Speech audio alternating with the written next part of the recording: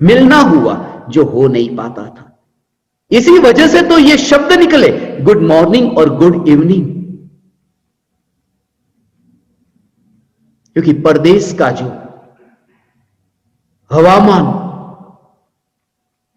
वो ऐसा कि बाहर निकलना मुश्किल, बर्फ इतनी गिरती है कि अब बाहर निकले तो निकले कैसे। घर के बाहर एक एक दो दो सप्ताह तक लोग निकलते नहीं, गाड़ी चला सके रास्ते में ऐसी कोई सुविधा नहीं, घर से बाहर नहीं निकलते। ऐसे बहुत से देश है जहां मैं गया हूं, मैंने देखा है, गए कि फंस गए। और दो घर, जिस घर में रहने वाले बेटा रहता है वहां और मां रहती है यहां, मगर बेटा मां से मिल नहीं पाता। लंबे लंबे काल तक बेटा मां से नहीं मिल पाता। और जिस समय वो बेटा मां से मिलता है, मुलाकात हुई क्योंकि हवामान थोड़ा ठीक हुआ, तब वह बेटा मां से मिलकर कहता है गुड मॉर्निंग, कि आज की मॉर्निंग गुड है कि मैं तुम तक पहुंच सका। आज की ये सुबह है वो बहुत शुभ है, मैं तुझसे मिल सका। सच है, जो बेटा मां से मिले वह सुबह शुभ होगी। जो पर्याय आत्मा को मिले बस वह पर्याय मंगलमयी होगी, वह पर्याय शुद्ध होगी।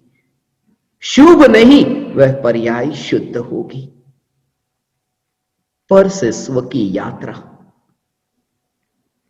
अंश से अंशी की यात्रा, सुबह की, दोपहर की, शाम की, रात की वो याद नहीं।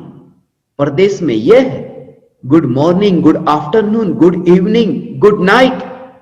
वहां पर अंश की बात है, मॉर्निंग की, आफ्टरनून, इवनिंग, नाइट। मगर यहां जो बात है वह तो अखंड त्रिकाली की है, सुबह दोपहर शाम की नहीं। जो तीनों काल में टिक कर रहने वाला राम है, उस राम की बात है। मैं ये चैतन्य राम हूं, मैं आत्म राम हूं। हे ज्ञान दीपक, ये तुम्हारे लिए ये अवसर क्षणिक का बोध हो। आज जो तुम्हें ये अवसर मिला कल न मिले। थोड़ी देर में क्या से क्या हो जाए तुम जानते हो। लोगों को मैं देखता हूं ताश के पत्ते खेलते हैं, मोबाइल में वीडियो गेम खेलते हैं, कंप्यूटर पर गेम खेलते हैं। किसी को देखता हूं थिएटर में बैठ करके फिल्म देखने की तैयारी कर रहे, टिकट आ ही गई है। ऐसे ही बहुत से लोगों के घर में टिकट मिली थी। जापान में हिरोशिमा नागासाकी, जहां पर एटम बॉम्ब गिरे, उस समय आदमी तो जल करके खाक हो गया। टिकट मिली कि फिल्म की टिकट देखने के लिए थिएटर में जाना था।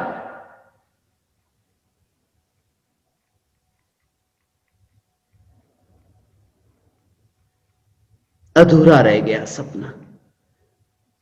कोई लोग ताश खेलते, कोई लोग थिएटर में फिल्म देखने की तैयारी करते, फिल्म देखते हैं। कुछ लोग ऐसे हैं जो रेस्टोरेंट में बैठ करके गपशप कर रहे। उनसे पूछते हैं क्या करते हो, कहते हैं समय काट रहे हैं, समय काट रहे हैं। जब कोई व्यक्ति समय काटता है तब वह व्यक्ति अपने जीवन को काटता है, क्योंकि समय समय समय मिलकर के ही तो यह जीवन है। जब समय को काटता है तो जीवन को काटता है। और बाहर का समय काटना इतना अधिक खतरनाक नहीं, उसका परिणाम इतना दुष्कर नहीं। दुष्कर परिणाम तो उसका है जब कोई व्यक्ति स्वयं को काटता है, ज्ञान को काटता है। क्षयोपशम ज्ञान के भेद में स्वयं को खंडित न मान करके जो स्वयं को अखंड माने, उसने समय को काटना बंद कर दिया। आज तक हमने समय को काटा ये मान करके कि समय को काट रहे हैं, वास्तव में सत्य यह था कि समय मुझे काट रहा था। जीवन को काट करके मैं स्वयं को काट रहा था। ये जीवन ही तो समय है। मैंने आज तक यही किया, मगर जिस समय ये अनित्य जीवन का बोध हुआ कि अनित्य में भी बहुत कुछ हो सकता है, इस सत्य को जाना। देह भले मिट्टी का हो, मगर मिट्टी में फूल खिल सकता है, इस सत्य को जाना। और तुम भी जानोगे कि मिट्टी में फूल खिल सकता है। मिट्टी में फूल खिल सकता है, देह में आत्मा की अनुभूति का ऐसा जो अवसर प्राप्त हुआ, उस अवसर का सदुपयोग हो सकता है। अनुभूति की महक तुम्हारे भीतर में प्रकट हो सकती है। यह अनित्य जीवन, यह मिट्टी का जीवन, मगर मिट्टी के जीवन में फूल। पानी की बहती धार को तुम देखो, पानी की बहती धार पर जैसे कोई लकीर खींच दे। अवसर मिला था बहती धार में लकीर खींचने का, काम हो गया, लकीर खींच ली। ऐसी ये जीवन की बहती धार में जिसने ज्ञान की लकीर को पहचान लिया, जीवन की बहती धार में अनित्यता में जिसने ज्ञान की नित्यता को पहचान लिया। और ये तुमसे होगा, तुमसे हो सकेगा। हे ज्ञान दीपक, तुम्हारे भीतर अनंत पुरुषार्थ है। तुम पानी की धार में लकीर खींच सकते हो। कूड़े करकट में तुम हीरे को पा सकते हो, कचरे में हीरे को पा सकते हो। ये देह में तुम चैतन्य हीरे को पा सकते हो। मृत्यु तो निश्चित है, मरना तो निश्चित है, मगर मृत्यु से पहले तुम अमृत को पी सकते हो। और ऐसा ना हो कि यह सपना सपना ही रह जाए। इसलिए कहता हूं, यह सत्संग का जो आयोजन है, आनंद भवन का राजमार्ग, काश इस सत्संग के साथ तुम्हारी यात्रा हो। जैसे ही तुम्हारी ये यात्रा होगी, तुम पाओगे तुम्हारे भीतर भी वही गुंजायमान होगा, वही गुंजायमान होगा।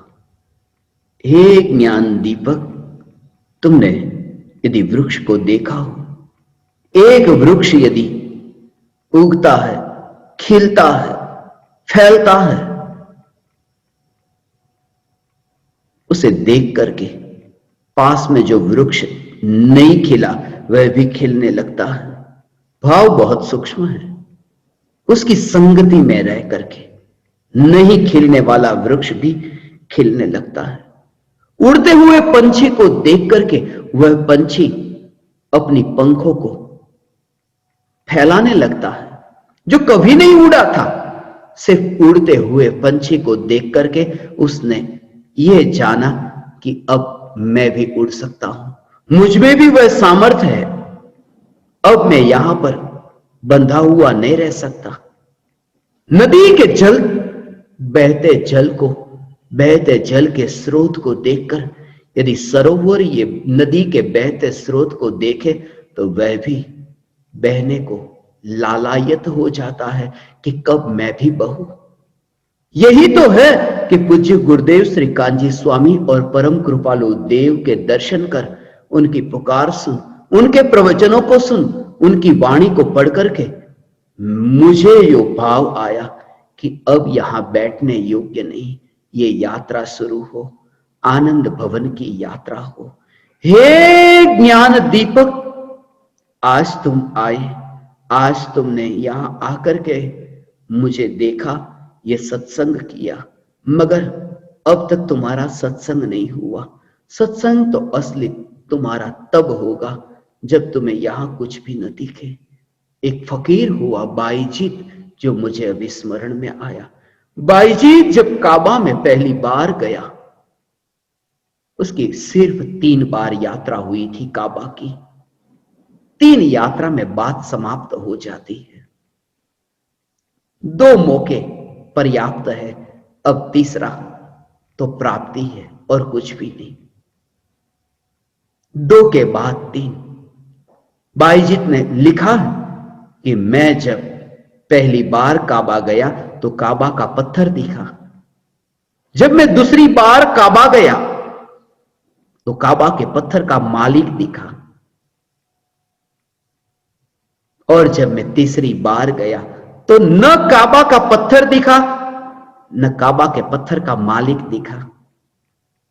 वहां जो भी दिखा मैं तृप्त हो गया। मैं तुमसे यह कहता हूं कि जब तुम गुरु के पास जाओ और गुरु का शरीर दिखे या फिर गुरु का आत्मा दिखे, तब तक नहीं। जिस समय तुम्हें उन दोनों में से कुछ भी न दिखे और उन्हें देखते देखते ही तुम्हारा ध्यान स्वयं के भीतर डूब जाए, डुबकी लगा ले, इसी का नाम प्राप्ति है।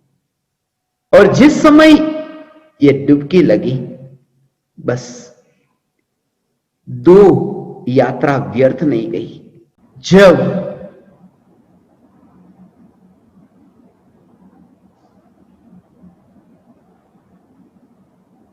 पहले की दो यात्रा हुई,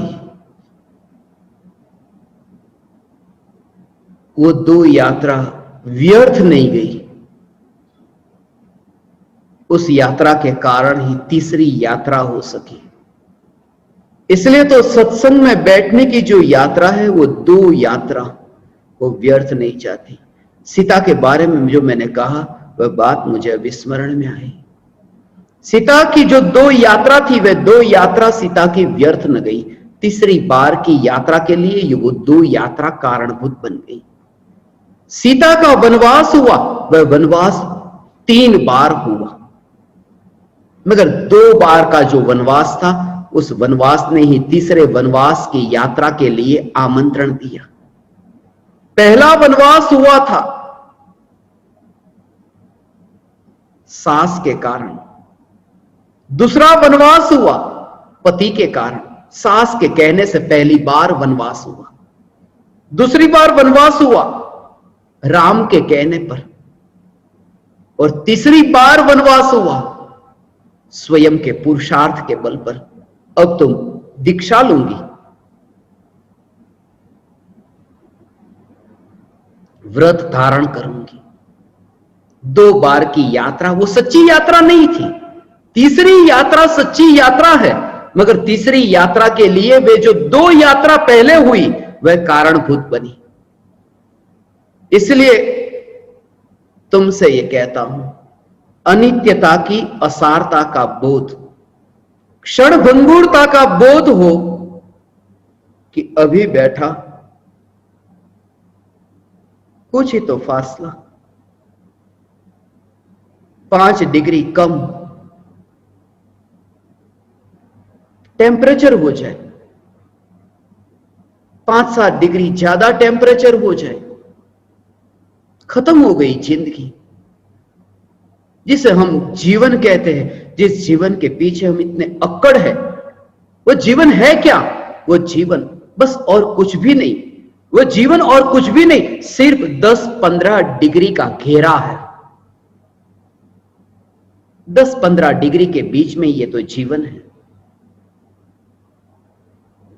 उससे मुक्त होने के लिए ये पुकार है, हे ज्ञान दीपक, तुम्हें आज जो भाव जगा, इंदौर वासी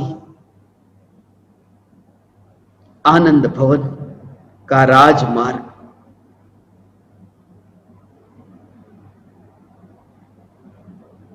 अपने देश में आने का, निज घर में आने का, स्वदेश में आने का। पूज्य गुरुदेव श्री कांजी स्वामी स्वरूप को स्वदेश कहते थे।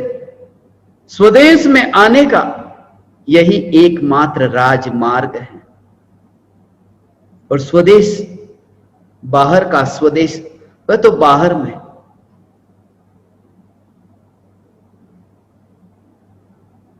तुम भी एक देश हो, तुम भी स्वदेश हो। मुझे हमेशा इंदौर याद आता, भारत का ऐसा शहर। भारत का जब मैं कोड देखता, IND, इंडिया, IND से शुरुआत होती और इंदौर की शुरुआत भी IND से इंदौर में मुझे इंडिया दिखता, स्वदेश दिखता। स्वदेश में आने के लिए, आनंद भवन में, निज भवन में प्रवेश करने के लिए यह सत्संग का आयोजन हुआ। बहुत कुछ कहना, मगर कुछ भी नहीं कह सका, अधूरा रह गया। वाणी अधूरी रह जाती है, अनुभव नहीं। सच तो यह है कि वाणी अधूरी ही रह जाती है और अनुभूति के अतिरिक्त पूर्णता का कोई विकल्प नहीं। हे ज्ञान दीपक, तुम्हें पूर्ण चैतन्य तत्व की अनुभूति हो, यह मैं प्रार्थना करता हूं, भावना पाता हूं। आप समस्त परमात्माओं ने मुझे सत्संग करने का अवसर दिया। मेरा इतना समय सत्संग में रहा। मैं आप समस्त परमात्माओं को मेरे हृदय के अंतःकरण से प्रणाम करता हूं। मेरे प्रणाम स्वीकार करें।